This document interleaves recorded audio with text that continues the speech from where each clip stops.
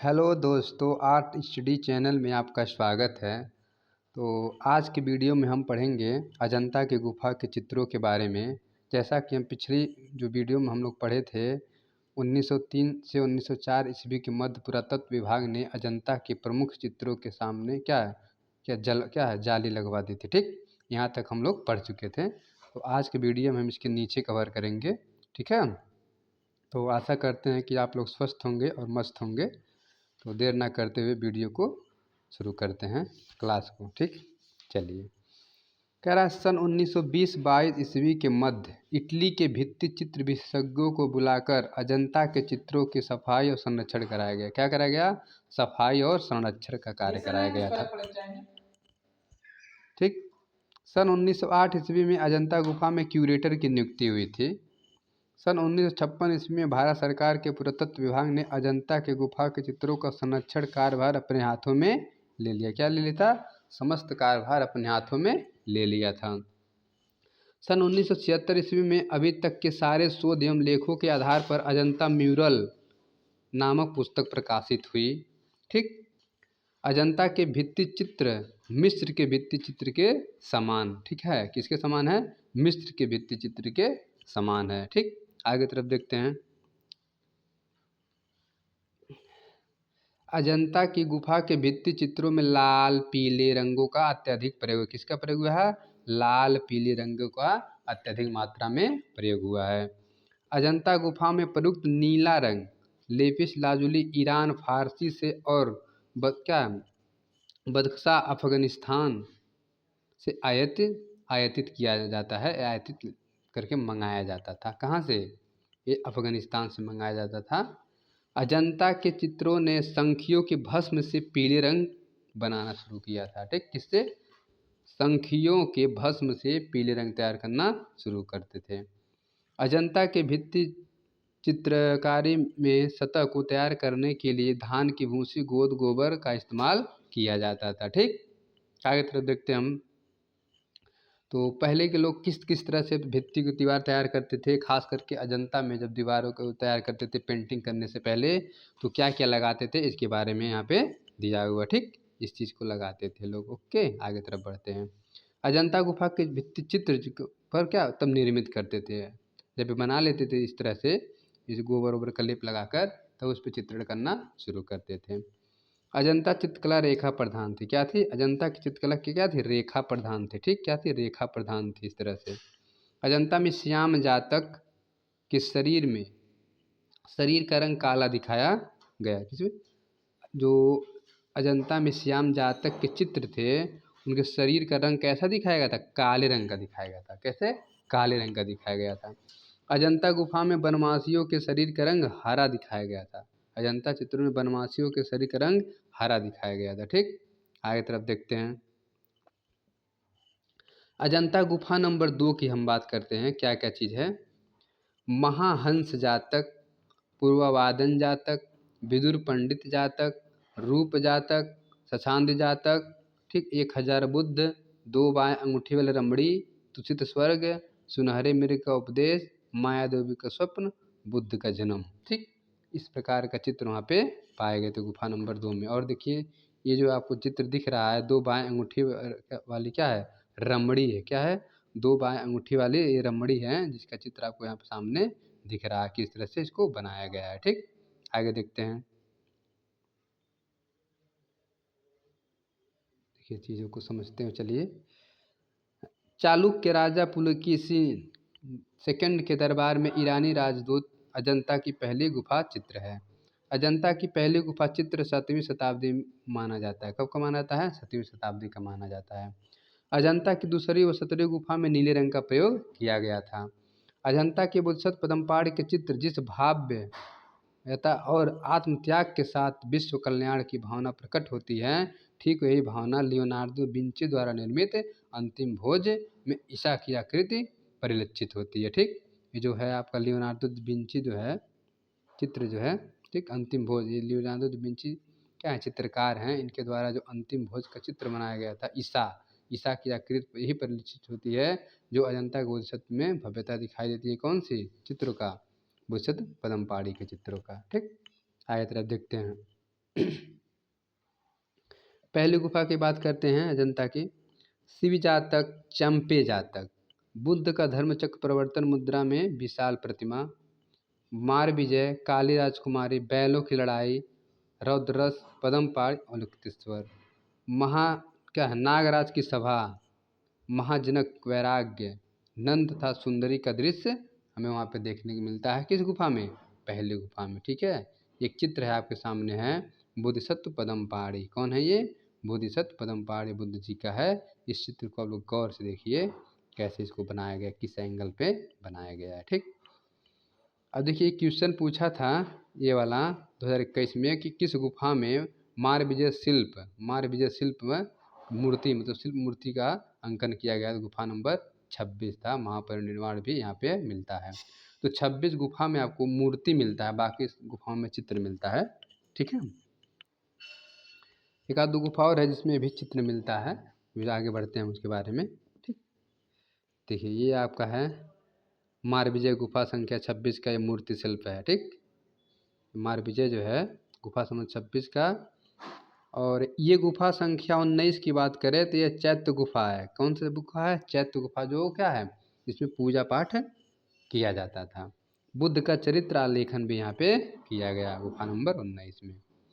गुफा नंबर 11 की बात करें तो हम तो हस्त जातक, नंद की कथा, विरह व्याकुल रानी और क्या बांध के किनारे कुछ बालक मिस्त्रियाँ सरोवर में स्नान कर रहे हैं। इस चित्र में एक राक्षस भी क्या है, एक राक्षस भी अंकित है। ठीक, एक राक्षस का भी अंकन किया गया है इस चित्र में।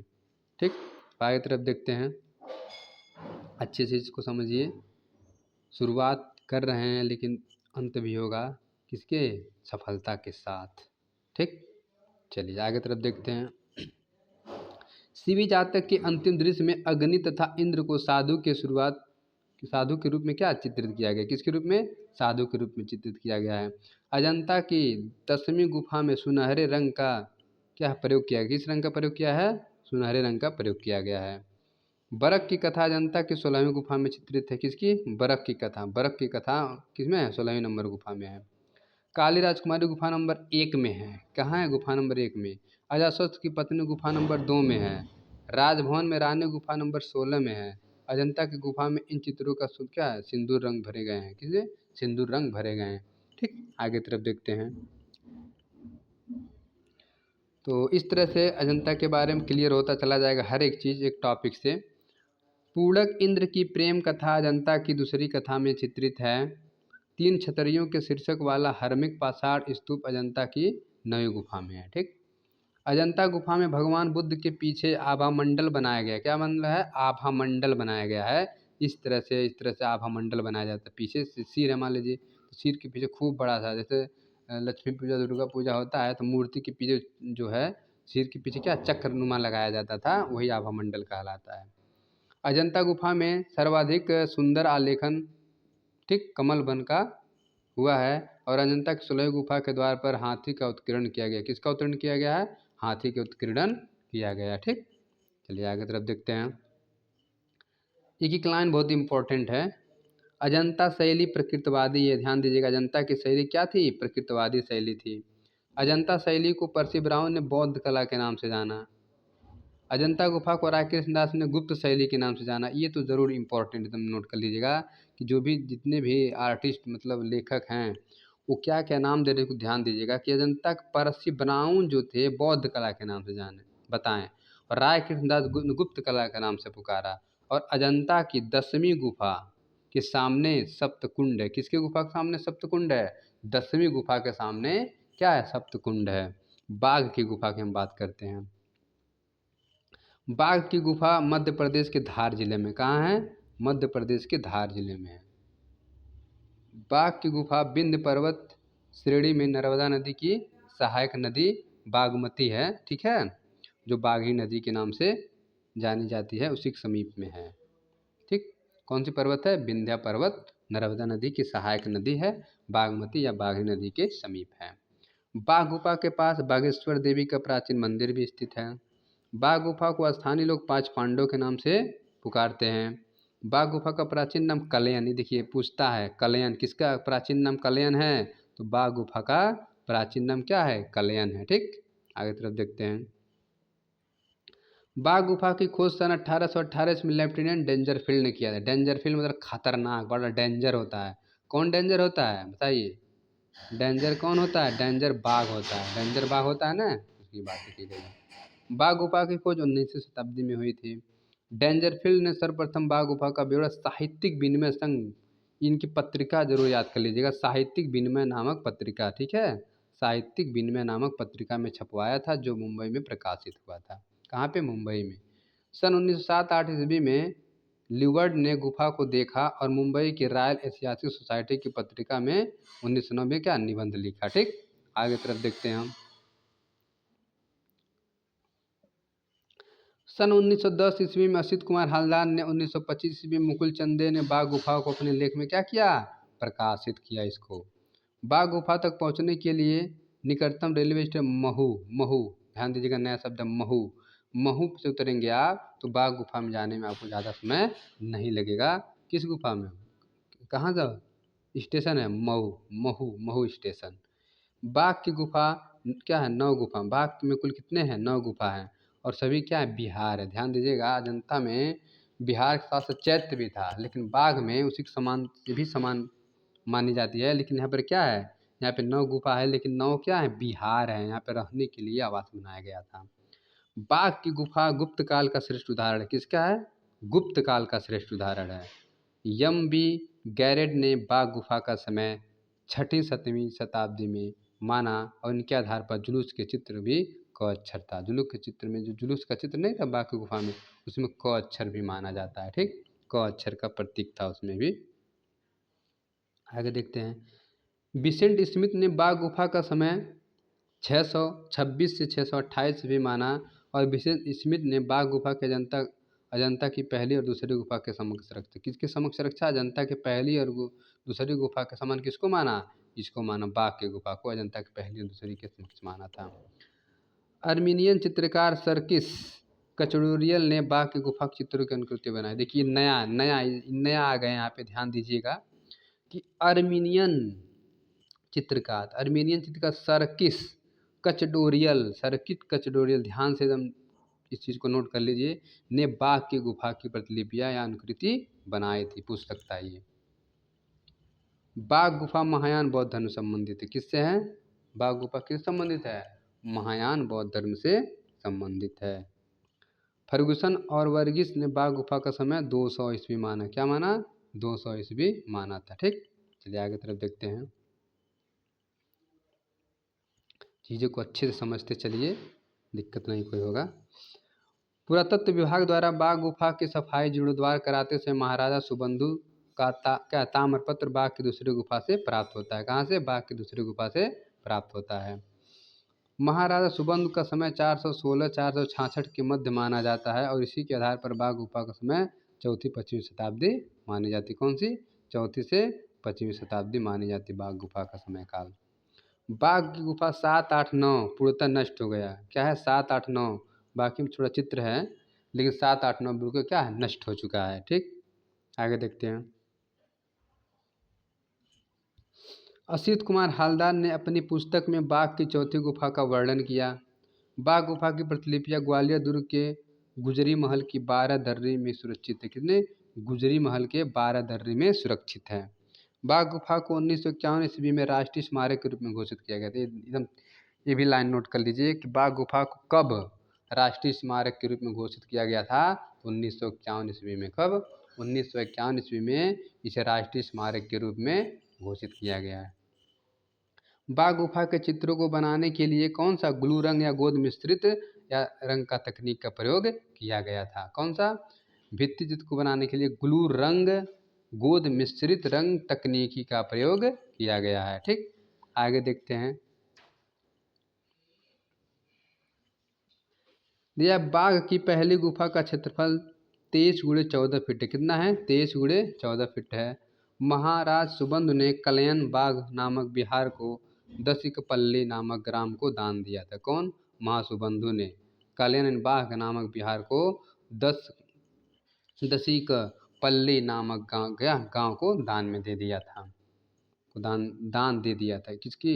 इसको ध्यान समझिएगा। महाराजा सुबंधु ने कलयन, बाघ का एक नाम और कलयन नामक बिहार को, ठीक, क्या दसी कपल्ली नामक गांव था एक दसपल्ली नामक, उसी को क्या दे दिया था, दान के रूप में दे दिया था। केले के वृक्ष के नीचे पलथी लगाए बुद्ध उपदेश देते हुए बाघ गुफा में अंकित है। केला का पेड़ है इस तरह से, ठीक, उसी के नीचे पलथी मारकर बैठे हुए क्या है ये, बुद्ध जी का अंकित किया गया चित्र का। बाघ की गुफा 5 में बुद्ध के चित्रों का क्या हुआ, प्राप्त हुआ है। पश्चिम कह रहा है बाघ की पश्चिमी गुफा में बुद्ध के चित्र मिले हमें। कार्ल खंडवाल ने बाघ की गुफा से मुर्गी और उसके चूजे का भी चित्र प्रकाशित किया है। पूछ सकता है कि बाघ की गुफा से मुर्गी और उसके बच्चे या चूजे का चित्रण प्रकाशित हुआ है, कौन किया था ये, कार्ल खंडेवाल ने। कौन किया था, कार्ल खंडेवाल ने इसको किया था। ठीक, आगे देखते हैं। कह रहा बाघ गुफा का चित्रण विधान अजंता शैली से मिलता जुलता है। सही बात है, सेम उसी कैटेगरी का था। बाघ गुफा में टेम्परा पद्धति से चित्रण किया गया था। बाघ की छठवीं गुफा में क्या उसनित बुद्ध उकड़ू तरह से बैठे हुए बुद्ध का चित्र प्राप्त हुआ, उकड़ू की तरह से बैठे हुए। अब हम देखते हैं बाघ की गुफा जो चौथी है, गुफा के चित्रों में 8 भागों में बांटा गया। कह रहा है बाघ की चौथी गुफा के चित्रों को 8 भागों में बांटा गया, जो 8वीं भाग, ठीक है, कौन कौन सा 8 भाग है उसको देखते हैं। ध्यान दीजिएगा, बाघ की चौथी गुफा के बारे में कह रहा है कि उसके चित्रों को 8 भागों में बांटा गया। कौन कौन से 8 भाग है देखते हैं इसको। चलिए शुरू देखिए। पहला है वियोग का दृश्य तथा कबूतरों का एक जोड़ा। क्या है, पहले में वियोग का दृश्य और कबूतरों का एक जोड़ा। दूसरा में है मंत्रणा का दृश्य, जिसमें 4 भद्र पुरुष नीले पीले आसन पर मुख आसीन विराजमान है। क्या चीज, मंत्रणा का दृश्य है और उसमें 4 भद्र पुरुष नीले पीले, ठीक है, आसन पर सुख आसन मुद्रा में विराजमान है। तीसरे में कह रहा है देव पुरुष का आकाश में विचरण है और इनमें से 6 व्यक्तियों का समूह भी है। चौथी में है 5 गायिका के चित्र क्या है, जिनमें बीच वाली स्त्री के हाथ में बीड़ा जैसे वादन चित्र है। चौथी में कह रहा है कि 5 गायिकाओं के चित्र है जिसमें बीच वाली स्त्री के हाथ में बीड़ा जैसे वाद्य यंत्र शामिल है। ठीक, चलिए आगे देखते हैं। बाघ नृत्यांगना की क्या है, वादिकाएं, चित्र देखिए, जो ये नृत्यांगना है बाघ बनाया गया है, जो डांस के रूप में प्रतीक हो रही हैं। इसके चित्र को आप देख सकते हैं अच्छे से गौर से, किस तरह से डांस कर रहे हैं, सभी लोग उसको चारों तरफ से घेरे हुए हैं। पश्चिमी की अगर बात करें हम तो नृत्यांगना एवं क्या है वादिकाओं का दृश्य, जिसमें 2 समूह हैं। एक में 7 नृत्यांगना एक 8वें नृतक को घेर कर नृत्य में मग्न है। दूसरे इसमें 6 नृत्यांगना है, 7वें नृतक को घेर कर नृत्य मग्न है। मतलब अगर 7 नृत्यांगना है तो 8वें नर्तक को घेर कर नृत्य कर रही हैं, और एक में 6 नृत्यांगना है जो 7वें को, मतलब 7वें व्यक्ति को, ठीक है, नर्तक को घेर कर नृत्य मग्न कर रही हैं। इस तरह का चित्र उसमें हमें मिला है। ठीक, तो इस तरह से हम आगे की तरफ बढ़ते हैं और इसके बारे में भी देखिए, यहाँ पे दिया हुआ है, एक जगह 6 दिया हुआ है, एक जगह 5 दिया हुआ है। तो यहाँ देखिए बाघ पुरुषाकृत को घेरे 6 स्त्रियां गायिका मंडल का रूप में, और 6वां कह रहा है राजा के जुलूस का चित्र और 17 घुड़सवारों का दृश्य अंकित है। किसमें, 6वीं संख्या में। 7वीं संख्या में कह रहा है कि हाथी के जुलूस का दृश्य, किसके, हाथी के जुलूस का दृश्य है, जिसमें 6 हाथी और 3 घुड़सवार हैं, जिसमें 6 हाथी और 3 घुड़सवार हैं। 8वीं इनमें 3 जोड़े 4 हाथी अंकित है। क्या है, 3 जोड़े और 4 हाथी अंकित है, जो अपने गंतव्य में पहुंचकर क्या कर रही हैं, आराम कर रही हैं। ठीक, इसके बारे में यहाँ जिक्र किया गया है। आगे की तरफ देखते हैं। बादामी की गुफाएं कर्नाटक राज्य के बागलकोट जिले में आयोल नामक स्थान पे है। अब बादामी गुफा के बारे में अभी तक अजंता पढ़े, बाघ पढ़ें, अब हम पढ़ते हैं बादामी की गुफा। ठीक, तो बादामी की गुफा के बारे में हम लोग देखते हैं, बादामी की गुफा में क्या क्या चीज़ें हैं। ठीक है, तो आगे चलते हैं। तो हम देखते हैं, कह रहा है बादामी का प्राचीन नाम वातापी या वात्यपुरम था। क्या था? वातापी या वात्यपुरम था। बादामी की गुफा बीजापुर के पहाड़ी, किस पहाड़ियों पे है? पहाड़ी पूछता है, किस पहाड़ी पे है गुफा है? बादामी गुफा बीजापुर की पहाड़ी पे, किस बीजापुर की पहाड़ी पे स्थित है। बादामी गुफा की खोज 1924 में स्टेला क्रैमरिस ने किया था। कौन किया था? स्टेला क्रैमरिस ने किया था 1824 ईस्वी में। बादामी गुफा में चालुक्य काल से संबंधित है। किस काल से संबंधित है? चालुक्य काल से संबंधित है। बादामी कुल कितने हैं? 4 गुफाएं पाई गई हैं। ठीक, कौन कौन बताते हैं आगे। जिनमें 3 ब्राह्मण है और एक जैन है। जिनमें 3 ब्राह्मण हैं और एक क्या है? जैन है। ध्यान दीजिएगा, 3 ब्राह्मण की बात कर रहा है धर्म का, और एक जैन धर्म से बात कर रहा है। क्या? जैन धर्म की बात कर रहा है। स्टेला क्रैमिस ने बादामी गुफा चित्रों को शिव विवाह से संबंधित माना। क्या? शिव विवाह से संबंधित माना। जे.एम. अहिवास ने बादामी गुफा की प्रतिलिपियां सर्वप्रथम बनाई। कौन? जे.एम. अहिवासी ने बादामी गुफा की क्या है? प्रतिलिपियां सर्वप्रथम बनाई थी। किसकी? बादामी गुफा की प्रतिलिपियां। मंगलेश वैष्णव धर्म का अनुयायी था। क्या? मंगलेश वैष्णव धर्म का अनुयायी था। आगे देखते हैं, पूछता है वैष्णव धर्म का अनुयायी कौन था? विकल्प देगा तो मंगलेश वैष्णव धर्म का अनुयायी था, ऐसा ऑप्शन में आएगा, तो टिक मार दीजिएगा। सन 1938 ईस्वी में काल खंडेवाल ने इंडियन स्कल्पचर एंड पेंटिंग, ध्यान दीजिएगा, इंडियन स्कल्पचर एंड पेंटिंग, कौन? काल खंडेवाल ने नामक पुस्तक बादामी में बादामी के रंग चित्रण बनाई, जो मुंबई में प्रकाशित किया गया। कौन? काल खंडेवाल। ध्यान दीजिए, काल खंडेवाल ने इंडियन स्कल्पचर एंड पेंटिंग नामक पुस्तक में बादामी के रंगीन चित्रों को बम्बई में क्या किया था?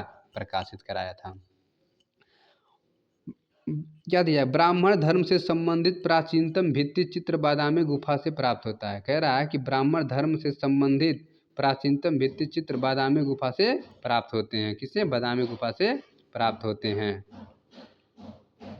बादामी गुफा की शैली अजंता की शैली जैसी। किसकी शैली जैसी है? अजंता की शैली जैसी है। बादामी की गुफा चित्रकारी वास्तु एवं शिल्प सज्जा की दृष्टि से श्रेष्ठ मानी जाती है। किसके?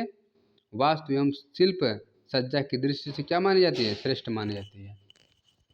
ठीक है, आगे तरफ वीडियो देखते हैं और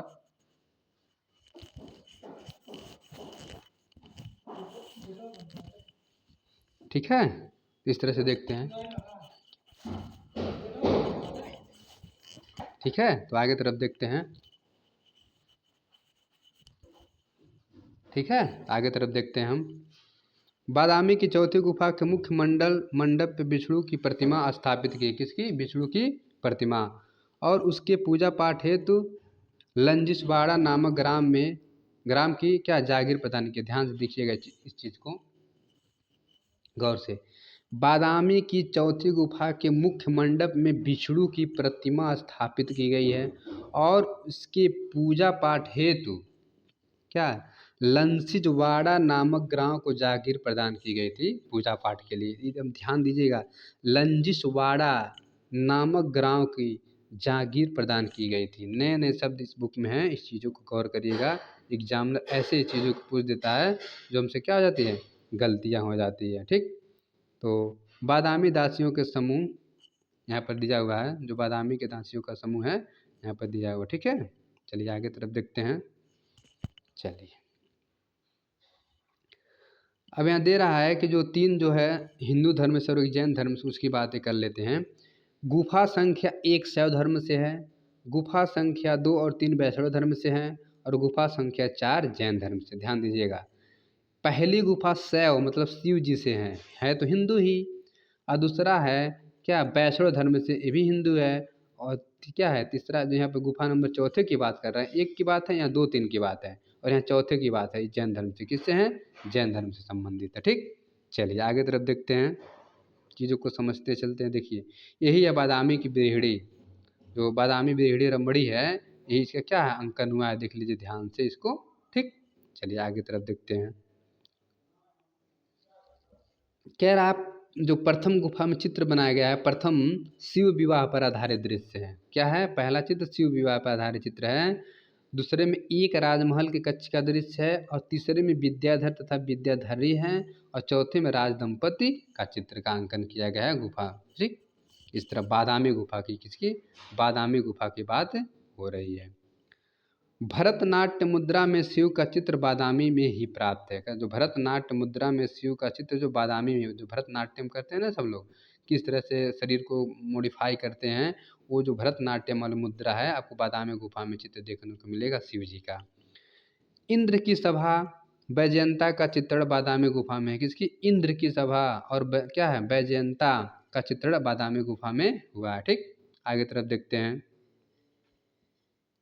नटराज रूप में शिव बादामी की पहले गुफा में चित्रित पाया गया है। नटराज रूप में शिव बादामी की पहले गुफा में चित्रित पाया गया है और आदिनाथ जैन तीर्थकर बादामी की चौथी गुफा में चित्रित किया गया है। जो चौथी नंबर संख्या बच रही है 3 हिंदू के बाद चौथी, उसमें किसका जिक्र किया गया है, जैन धर्म का जिक्र किया गया है।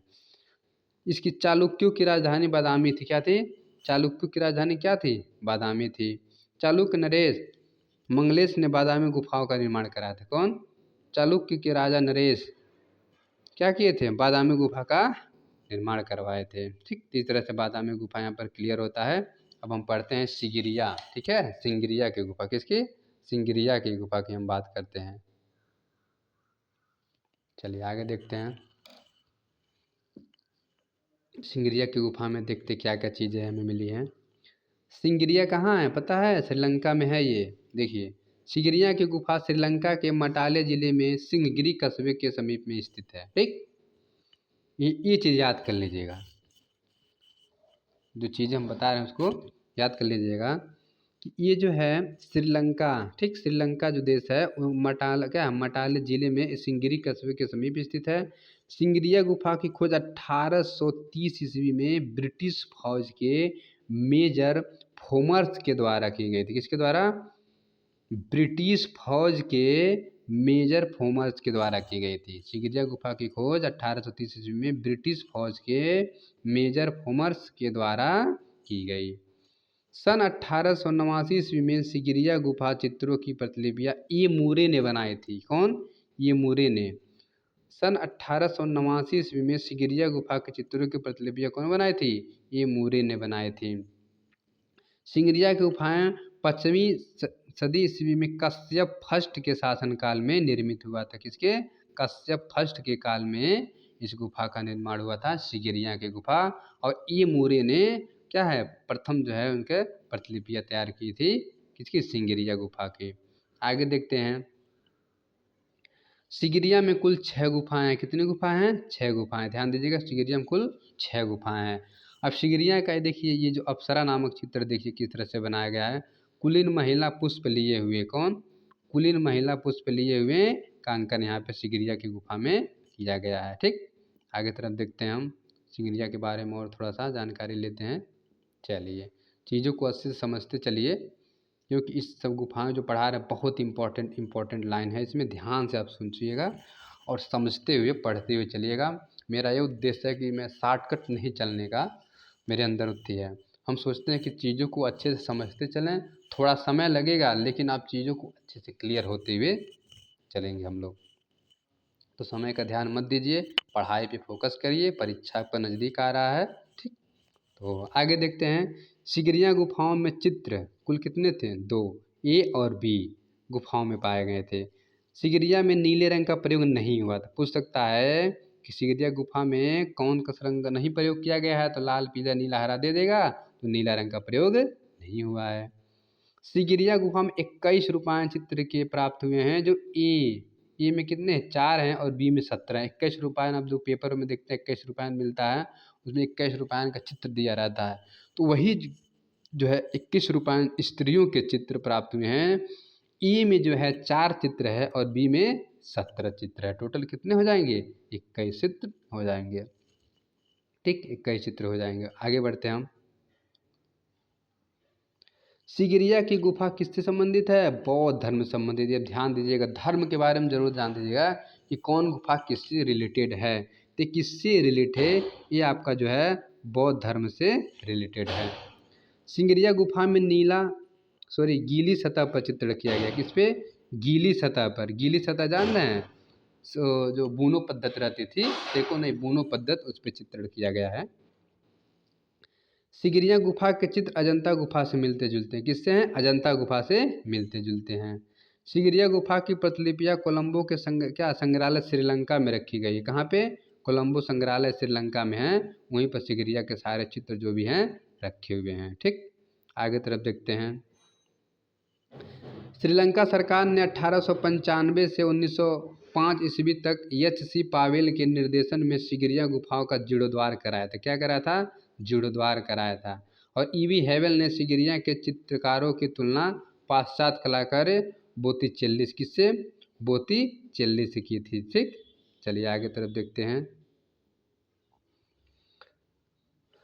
ठीक है, चलिए देखते हैं सित्तनवासल की गुफा। तो सिगिरिया हो गई, ये सित्तनवासल की गुफा की हम बात करते हैं। किसकी गुफा बात करते हैं?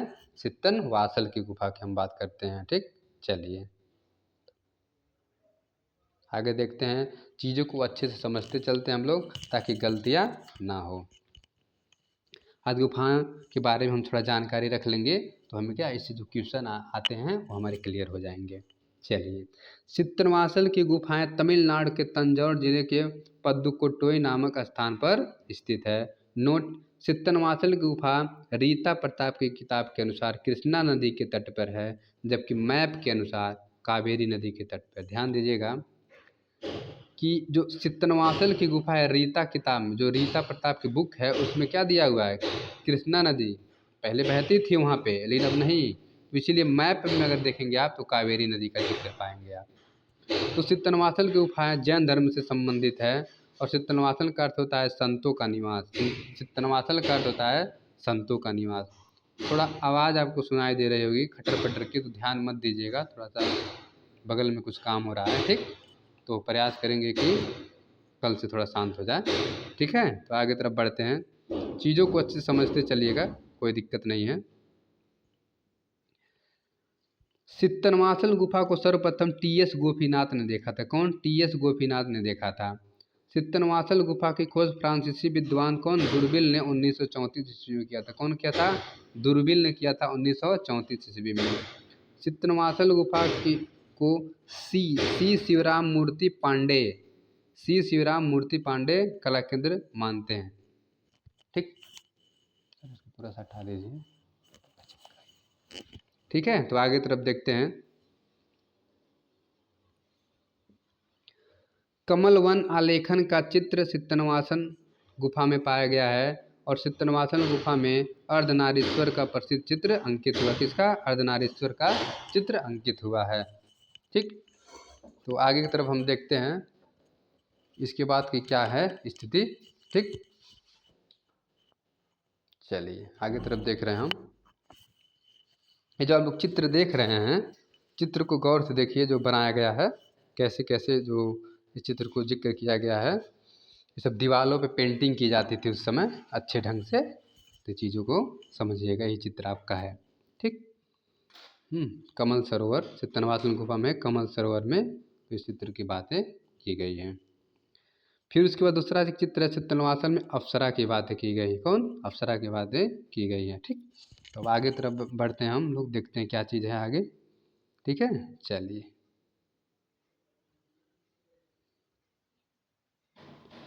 देखिए यहाँ पे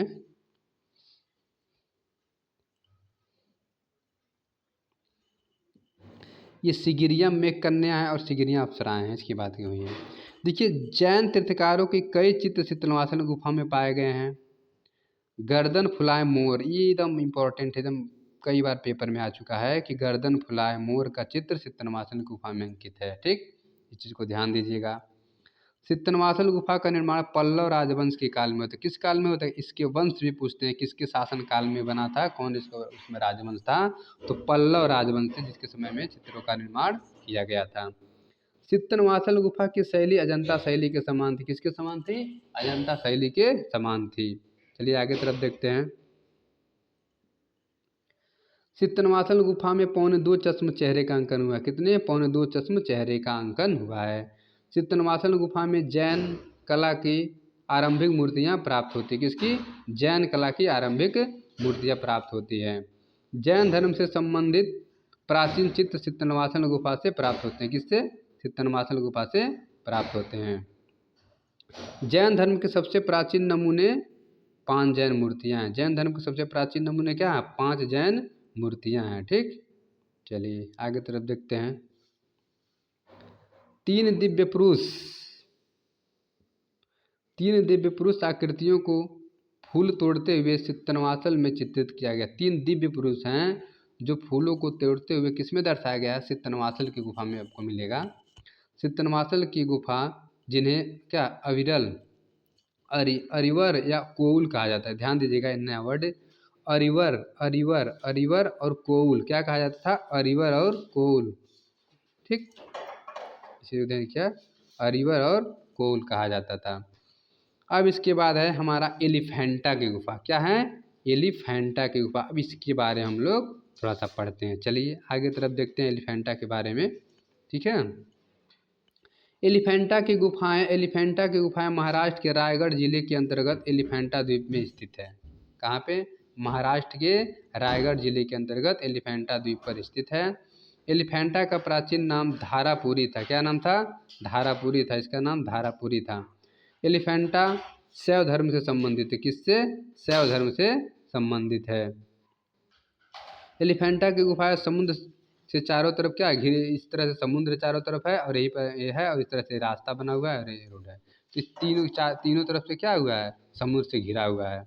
एलिफेंटा में कुल 7 गुफाएं पाई। क्या चीज? एलिफेंटा में कुल 7 गुफाएं पाई गई हैं। आगे तरफ बढ़ते हैं हम।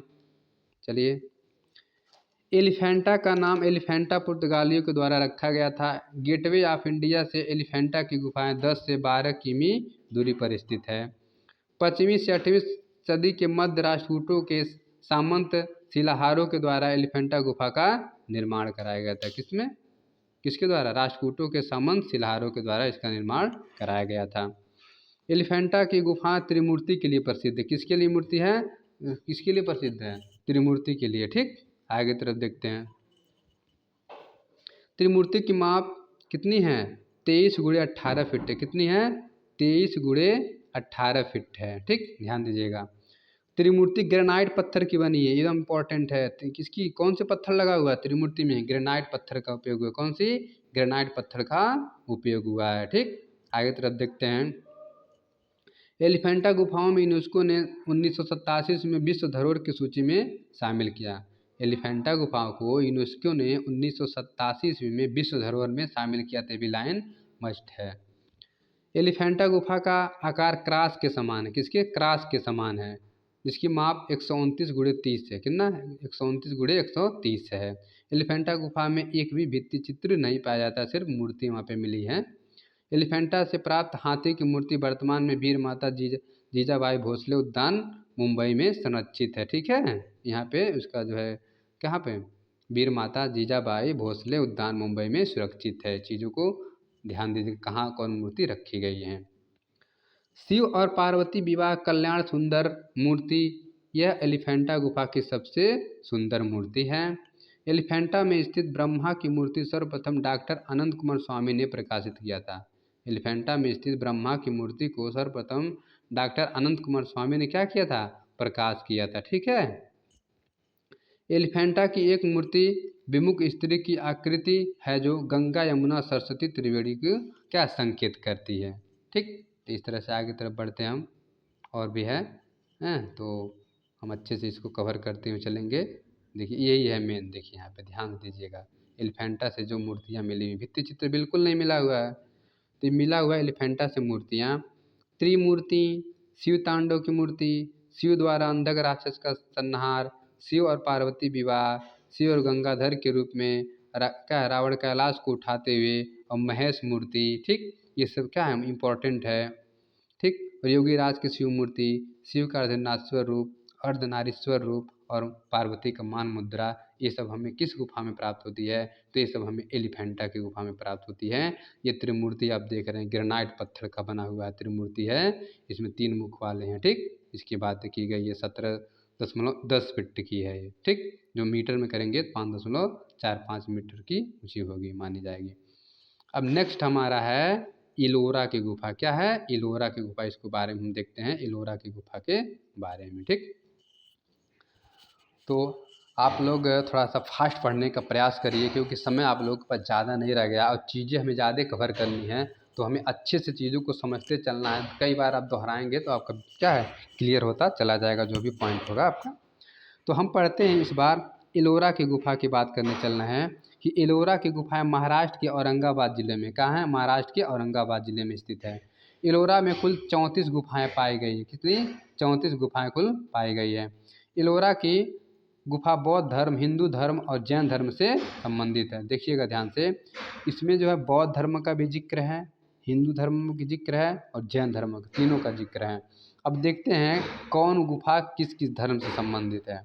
गुफा संख्या 1 से लेकर 12 तक किससे संबंधित है, बौद्ध धर्म से है। और 13 से लेकर 29 तक हिंदू धर्म से संबंधित है। 30 से लेकर 34 तक जैन धर्म से संबंधित है। ठीक है, ये तो ध्यान दीजिएगा। एलोरा गुफा को बेरुल नाम से भी जाना जाता है, किसके नाम से, बेरुल के नाम से भी जाना जाता है। और कैलाशनाथ मंदिर एलोरा का प्रसिद्ध मंदिर है और इसका निर्माण राष्ट्रकूट नरेश कृष्ण प्रथम ने कराया था। राष्ट्रकूट के नरेश कृष्ण प्रथम ने इसको कराया था निर्माण। ठीक है, तो आगे की तरफ देखते हैं हम लोग। कैलाशनाथ मंदिर एलोरा की 16वीं गुफा में स्थित है और एलोरा का प्रसिद्धि का कारण कैलाशनाथ मंदिर है। ठीक, और इसकी आकार जो है 280 गुणे 160 गुणे 160 106 फीट की इसकी लंबाई चौड़ाई ऊंचाई है। एलोरा की 32वीं गुफा को इंद्र सभा के नाम, यही पूछता है कि किस गुफा को किस नाम से जाना जाता है, तो 32वीं गुफा को इंद्र सभा के नाम से जाना जाता है। और 16वीं गुफा सबसे इम्पॉर्टेंट है, जिसको हम कैलाश मंदिर के नाम से जानते हैं, यही वहाँ का फेमस है सबसे ज़्यादा। ठीक है, एलोरा गुफा संख्या 6 में सरस्वती की मूर्ति पाई गई। ध्यान दीजिएगा, पूछेगा सरस्वती की मूर्ति किस गुफा में है, तो एलोरा की गुफा में है, 6वीं नंबर गुफा जो है सरस्वती की मूर्ति पाई गई है। एलोरा की 29वीं गुफा में द्वारपाल और द्वारपालिकाएं चित्रित की गई। कौन, द्वारपालिका और द्वारपालिकाएं चित्रित पाई गई है। और दशावतार मंदिर का निर्माण दंती दुर्ग सेकंड के काल में हुआ था। दशावतार मंदिर का निर्माण पूछेगा तो दंती दुर्ग के समय में क्या हुआ था, इसका निर्माण कार्य हुआ था।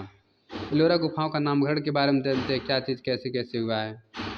11वीं गुफा 2 ताल, 12वीं गुफा 3 थाल और 14वीं गुफा को रावण की खाई। ठीक है, हर गुफा का अलग अलग जिक्र किया गया कि इसमें क्या चीज़ें हैं। तो 11वीं गुफा का नामकरण 2 ताल है, 12वीं गुफा का नामकरण 3 थाल है और 14वीं गुफा का रावण की खाई कहा जाता है। ठीक है, तो आगे तरफ देखते हैं फिर। ठीक, तो पॉइंट को समझते हुए चलिएगा। 15वीं गुफा दशावतार, 16वीं गुफा कैलाशनाथ मंदिर और 21वीं गुफा रामेश्वरम मंदिर। कौन, रामेश्वरम मंदिर। और 29वीं गुफा घूमर, क्या, घूमरलेड, क्या, घूमरलेड की जिक्र की गई है। चलिए आगे तरफ देखते हैं। एलोरा की गुफा संख्या 33 को जगन्नाथ सभा के नाम से जाना जाता है और एलोरा की गुफा संख्या 30 को छोटा कैलाश के भी नाम से जाना जाता है। 30 को, सबसे बड़ा 16 जो कैलाश के नाम से जाना जाता है, फिर उसके बाद इसको भी जो है छोटा कैलाश के नाम से जाना जाता है, 30 नंबर गुफा को। ठीक, आगे तरफ देखते हैं हम लोग। एलोरा गुफा में पार्श्वनाथ और महावीर की मूर्तियां भी पाई गई। किसकी, पार्श्वनाथ और महावीर की मूर्तियां पाई गई हैं। एलोरा गुफा में बाहुबली गोमतेश्वर की मूर्ति मिली है। किसकी, बाहुबली गोमतेश्वर की मूर्ति विशेष लोकप्रिय है। एक देवी बाएं हाथ में मयूर लिए हुए एलोरा में अंकित पाया गया है। एक देवी बाएं हाथ में मयूर लिए हुए एलोरा में अंकित पाया जाता है। एलोरा का प्राचीन नाम एलापुर या अंचल था। एलोरा का प्राचीन नाम क्या था, एलापुर, एलापुर या अंचल, क्या दो नाम था, एलापुर या अंचल। ठीक, आगे तरफ देखते हैं। एलोरा के कैलाश मंदिर के मध्य शिवलिंग है। देखिए एलोरा का ही मंदिर है, तो इस बना हुआ है, यहाँ पर क्या है, शिवलिंग का निर्माण हुआ है। एलोरा में 29वीं गुफा में पार्वती मूर्ति उत्कीर्ण पाए गए। पार्वती की मूर्ति की अगर बात की जाएगी तो 29वीं नंबर गुफा में एलोरा में पार्वती जी की मूर्ति मिली है, जो क्या है, नवशास्त्रीय शैली में उत्कीर्ण। किस शैली में है, नवशास्त्रीय शैली में उत्कीर्णन की गई। देखिए यही आपका एलोरा का मंदिर है। ठीक, यही आपका क्या है, एलोरा का मंदिर है। ठीक, इसी को हम कहते हैं एलोरा का मंदिर। एक आश्रम शैली ये भी है, पत्थर को काट कर बनाया गया था इसको भी, ये कई पत्थर को काट कर बनाया गया था। तो इस तरह चीज़ों को समझ गए आप लोग। चलिए थोड़ा सा और देख लेते हैं, उसके बाद हम आगे बात करते हैं। एलोरा की 16वीं गुफा में रावण द्वारा कैलाश पर्वत को हिलाए हुए नामक, ठीक है, हिलाते हुए नामक मूर्ति शिल्प की बात कर रहा है, मूर्ति का निर्माण हुआ, चित्र का नहीं। तो एलोरा को 16वीं गुफा में रावण द्वारा कैलाश पर्वत को हिलाते हुए का मूर्ति शिल्प बनाया हुआ है। एलोरा का कैलाश मंदिर भारत का शैलकृत स्थापत्य का आश्चर्य माना जाता है, ठीक, आश्चर्य इसका माना जाता है। एलोरा में 34 गुफा मंदिर का निर्माण हुआ, जिसमें 12 दक्षिणमुखी बौद्ध की और 17 हिंदू धर्म तथा 5 उत्तरमुखी जैन धर्म क्या है से संबंधित है। गजेंद्र मुच्छ एलोरा की 15वीं गुफा में पाई गई। कौन सी? गजेंद्र मुच्छ एलोरा की 15वीं गुफा में पाई गई है। एलोरा की 16वीं गुफा में ध्वजा स्तंभ पाया। 16वीं गुफा में क्या है? ध्वजा स्तंभ भी पाया गया है, जहाँ पे उत्थी आपका मिला है वहाँ पे, ठीक है। एलोरा की 21वीं गुफा में केवल शिव और शक्ति के विभिन्न रूपों की मूर्तियां पाई। शिव और शक्ति, क्योंकि वहाँ पे शिव और शक्ति से क्या ज़्यादा मूर्ति मिली हैं, जैसे पार्वती जी का, शिव जी का, शिवलिंग, ये सब चीज़ें मिली हुई हैं। एलोरा की 29वीं गुफा में शैव धर्म, वैष्णव धर्म, शाश्वत संप्रदाय की देवी की मूर्तियां बनी हैं। गुफा नंबर 29 की बात, एलोरा के गुफा नंबर 29 की बात कर रहा है। जैसे मंदिर है, इस तरह से इसका चित्र बना हुआ है, और किनारे किनारे क्या है, इस तरह से ये रूम बने हुए हैं, और बीच में कैलाशनाथ मंदिर बना हुआ है, मतलब मूर्ति वहाँ पे बनी हुई है शिवलिंग की। राष्ट्रकूट वंश के संस्थापक कौन थे? दंती दुर्ग थे, जिनकी राजधानी क्या थे? मान्यखेट थी। एलोरा गुफा मूर्ति के लिए क्या है? मूर्ति कला के लिए प्रसिद्ध, चित्रकला की नहीं, बल्कि किसके लिए प्रसिद्ध है? ये मूर्ति के लिए प्रसिद्ध है, ठीक। एलोरा की 10वीं गुफा विश्वकर्मा नाम से जानी जाती है। ध्यान दीजिएगा, ये सबसे इम्पोर्टेंट ये भी है कि किस गुफा को विश्वकर्मा के नाम से जाना जाता है। 10वीं नंबर गुफा को विश्वकर्मा के नाम से जाना जाता है। एलोरा की 22वीं गुफा को नीलकंठ के नाम से जाना जाता है। 22वीं गुफा किस नाम से जाना जाता है? नीलकंठ के नाम से जाना जाता है। और एलोरा की 25वीं गुफा को जनवास के नाम से जाना जाता है। किसके नाम से? जनवास के नाम से जाना जाता है। अब 16वीं गुफा की जो उसमें मूर्तियाँ मिली क्या क्या है? रावण अनुग्रह, विरु विपुरांतक और अंधकारी भैरव, नरसिंह और हिरण्यकश्यप, शिव पार्वती का विवाह, भैरव प्रतिमा तथा मार्कंडे का उद्धार, शिव की अष्टभुजी तांडव प्रतिमा, क्या है, इंद्र की मूर्ति हमें यहाँ पे मिलती हैं, ठीक है। तो आज का वीडियो यहीं तक रहेगा, ठीक है। और हम कल के वीडियो में हम बता दे रहे हैं आपको, एग्ज़ाम बूस्टर देखेंगे, इसी का एग्ज़ाम बूस्टर है जो एग्ज़ाम के लिए बेहद महत्वपूर्ण होगा। एक कल के वीडियो में हम लोग देखेंगे, ठीक। तो आज के वीडियो देखने के लिए आपका जो है बहुत बहुत धन्यवाद। और अगर वीडियो अच्छी लगी हो तो लाइक सब्सक्राइब जरूर करें, ठीक है। तो ओके, बाय।